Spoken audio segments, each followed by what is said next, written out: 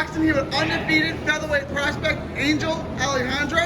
A couple days out from your fight in California in the Punch Bowl in Carson, California. Yeah. Battle of undefeated prospects. Is this the biggest fight of your young career? Not really. I would say when I fought in Vegas, I fought a dude with like 45 fights. That was a last minute opponent I was switched the day before. I would say that was probably my biggest fight. I would ask, you fought at some big venues. You fought on a Santa Cruz card, right? Yeah. You fought on a Wilder card, right? You fought on other Showtime cards and Fox cards. And you've also fought at smaller cards in your hometown in Irving.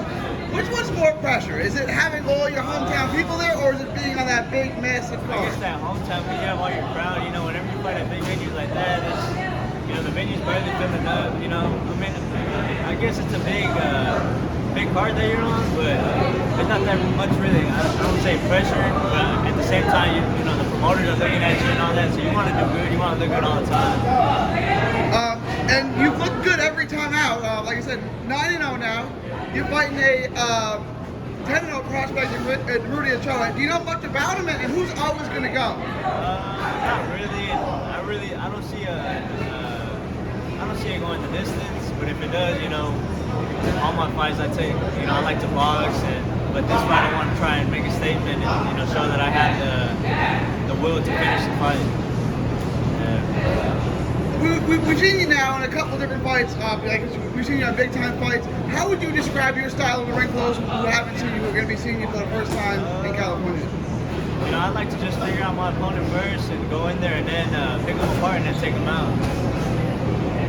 You're only 21. I was surprised that you were still that young. And you fought some good opponents, right? Walk-John Yap has been in somebody you fought. Other guys fought Eric Rodriguez. I mean, they've been in with proven guys and gone the distance with proven guys. Have been moving along that quickly against that level of opposition. Has that helped you?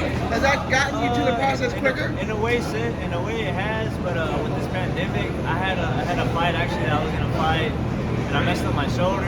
My rotator cuff is a problem that I've been dealing with, but we took the therapy to build my rotator cuff back up. So we're back to normal now. So now we're just ready to get back in there. It's been over a year. It has been February, right before the pandemic. So what have you done during that pandemic and everything to keep in shape? We've been in the gym, on and on, but as of right now, we had a couple fights fall through due to we had one fall through due to an injury, and the other one I tested positive with COVID. So it's happened. But we've been in the gym. I mean, that goes out. I mean, someone Eddie Vasquez had about 5 straight opponents who tested positive. Yeah. Now, iron sharpens iron. Another undefeated featherweight from this area. I know you've been sparring with, working with.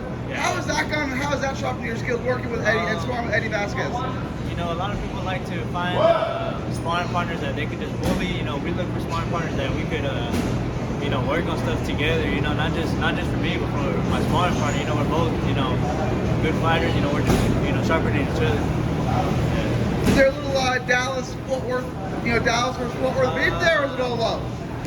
I know in the amateurs there was, because we would fight here and then we would meet them in regionals or in state. We'd meet them in Dallas versus Fort Worth. But as of now, we just I look at it as everybody from Texas. I like to support them. I want to also ask you about your brother real quick, Arnold. How's he doing? When can we expect him back in the ring? I know he fought I was supposed to fight on the same card as him. He fought his last fight. He got a draw, but that's when I messed up my shoulder. And he's doing good. Hopefully he'll be back in the ring soon. There's no date right now, but hopefully he'll be back in the ring soon. You fought on some big cards with your brother. What's that like going through it together with your big brother? It's a lot, because you're like, I'm in the ring and he's in the ring next, or he's in the ring and I'm next. It's a lot. It's not with just us, but with the coaches too. Getting warmed up, and then they're outside and I need to be warmed up. It's a lot. Now I want to ask you about this camp in particular. Obviously, you've been off for a while. You had extended camp, other fights camp. How you doing? Do you feel overtrained or overdrained, or how did this camp go, and how you feeling going into this fight? This camp was pretty good. We had a solid sparring. Especially with COVID. In the beginning, nobody really wanted to spar because of COVID. We're only sticking with our fighters because they're getting tested or whatever. But it's now we're getting a good amount of sparring, and no problem with that. But overall, camp went pretty good. feeling good, ready for the fight. I want to ask you, right now out of Dallas, there's you, your brother, there's Virgil Ortiz. There are so many, Pork Chop, Alejandro Guerrero, Tristan Calcruz. What is going on there? Right around your age, there are so many top-notch prospects coming out of this area. What's going on in the water in Dallas that all of a sudden it's become a hotbed? Honestly, it's always been there. It's just we haven't really had that exposure, and I'm glad we're getting it now. That's good for Dallas. You know, we need that. When you said your shoulder hurt, I'm like, oh, get that taken care of. I don't want to end up like Tristan. But did you see that fight? I didn't watch the whole fight. I watched the replay, and man, that sucks. You know, it was hanging out. Yeah. I mean, he showed heart, but you know that sucks. You know, that's crazy. So you want to give us a prediction or a preview of what we can expect to see from you on Saturday? Expect a good fight. You know, I don't really like to say what's going to happen or how it's going to go down. Because, you know, anything can happen. You know, I can stop him in the first. I can stop him in the 8th round. You know, it really just expect early fireworks. You know. Before I let you go, Virgil Ortiz is signed, well, not officially, but almost officially, signed to fight Adivas Kavalauskas, who fought Terrence Crawford.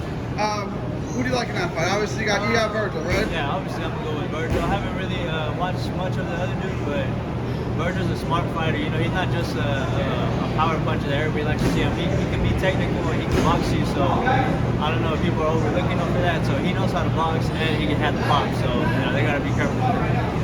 And then the other fight I want to ask you about, Errol Spence, Dallas, Texas, officially signed to fight Manny Pacquiao. How does that fight go down? And Manny Pacquiao's still doing good. You know, his age is up there, but he's still got it. But I just see Errol, he's too powerful. Too big, too strong, too powerful. He's gonna go into the later rounds. You know, I think Errol's gonna take him out. Tell everyone where they can find you on social media. Social media on Instagram, you can find me at _ Angel Alejandro, and Facebook Angel Alejandro, Twitter, I think it's _ Angel ALE. Check him out. Showtime against Ochoa, right? Yes, sir. On this Saturday. This Saturday. Thank you. Quick. God bless you. Thank you.